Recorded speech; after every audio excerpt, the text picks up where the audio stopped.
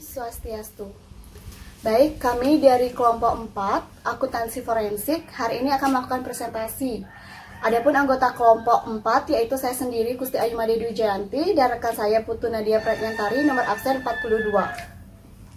Untuk materi yang pertama akan saya bacakan sendiri, yaitu mengenai atribut seorang akuntan forensik. Di mana atribut seorang akuntan forensik ini yaitu bagaimana seorang auditor memahami suatu entitas dengan kaitannya dengan entitas lain. Menurut penjelasan Tuan Anggota, mengemukakan ada 5 hal yang harus dimiliki oleh seorang auditor, yaitu pertama, menghindari pengumpulan data dan fakta berlebih secara prematur. Kedua, fraud auditor harus mampu membuktikan niat pelaku melakukan kecurangan.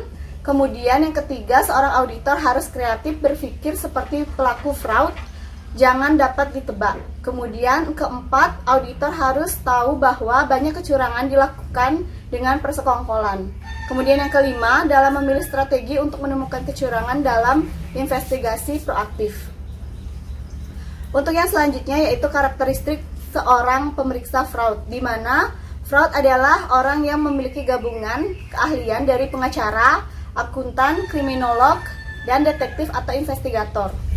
Adapun karakteristik pemeriksaan fraud, yaitu yang pertama, pemeriksaan fraud itu harus memiliki kemampuan yang unik, di mana kemampuan itu untuk memastikan kebenaran dari fakta yang dikumpulkan, lalu kemudian melaporkan fakta itu secara akurat dan tepat.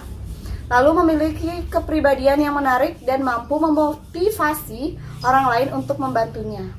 Kemudian memiliki kemampuan teknis untuk mengerti konsep-konsep keuangan dan mampu untuk menarik sebuah kesimpulan. Kemudian kaitan independen, skeptik, dan objektif dengan akuntan forensik. Menurut BKP 2007, sikap tersebut merupakan sikap yang harus melekat pada diri seorang auditor, di mana ketiganya itu tidak dapat dipisah dari pekerjaan seorang akuntan forensik. Yang pertama, sikap independensi adalah sebuah sikap auditor yang tidak memihak kepada pihak yang berkepentingan terhadap hasil pemeriksaannya. Kemudian tidak mempunyai kepentingan terhadap siapapun dan tidak mudah dipengaruhi oleh siapapun. Skeptisme profesional adalah sikap yang harus dimiliki oleh seorang auditor, yaitu tidak mudah percaya dan selalu mempertanyakan tentang bukti-bukti audit. Kemudian sikap objektivitas seorang auditor. Seorang auditor forensik sangat dibutuhkan sikap keobjektifannya, di mana khususnya dalam pemeriksaan fraud.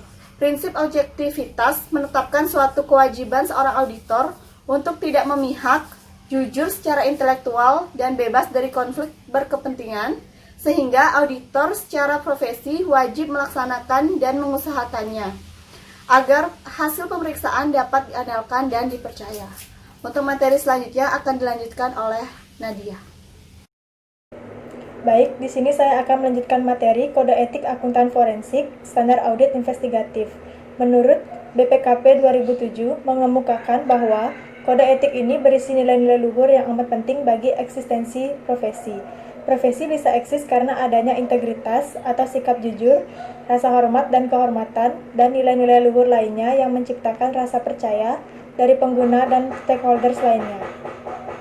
Adapun kaitannya mengenai standar maupun perihal yang menjadi acuan dalam pelaksanaan audit investigatif, yakni yang pertama, seluruh investigasi harus dilandasi praktek-praktek terbaik yang diakui atau accept best practice. Yang kedua, mengumpulkan bukti-bukti dengan prinsip kehati-hatian atau due care agar bukti-bukti tersebut dapat diterima di pengadilan. Yang ketiga, memastikan bahwa seluruh dokumentasi dalam keadaan aman, terlindungi, serta diindeks dan jejak audit tersedia. Yang keempat, memperhatikan bahwa para investigator mengerti akan hak asasi pegawai dan senantiasa menghormatinya. Yang kelima, mengingat bahwa beban pembuktian ada pada perusahaan yang menduga pegawainya melakukan kecurangan dan pada penuntut umum yang mendakwah pegawai tersebut, baik dalam khusus hukum, administratif, dan pidana. Yang keenam, mencakup seluruh substansi investigasi dan kuasai seluruh target yang sangat kritis ditinjau dari segi waktu. Yang ketujuh, meliputi seluruh tahapan kunci dalam proses investigasi, termasuk perencanaan, pengumpulan bukti dan barang bukti, wawancara, kontak dengan pihak ketiga, dan pengamanan yang bersifat rahasia. Selanjutnya, standar umum dan khusus akuntan forensik. Dalam buku Akuntan Forensik dan Audit Investigatif karangan Tuana Kota 2014, terdapat standar umum dan khusus akuntan forensik yang disadur dari buku Thornhill, Forensic Accounting, How to Investigate Financial Fraud, yaitu yang pertama, independensi.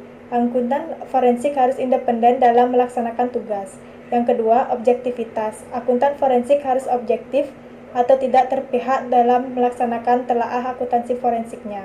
Yang ketiga, kemahiran profesional. Akuntansi forensik harus dilaksanakan dengan kemahiran dan kehati-hatian profesional. Yang keempat, lingkup penugasan. Akuntan forensik harus memahami dengan baik penugasan yang diterimanya. Yang kelima, pelaksanaan tugas telaahan, yang dalamnya berisi perumusan masalah dan evaluasinya, perencanaan, pengumpulan bukti, evaluasi bukti, dan komunikasikan hasil penugasan. Berikut presentasi dari kelompok 4, kami tutup dengan Parame Santi. Om Santi Santi Santi Om.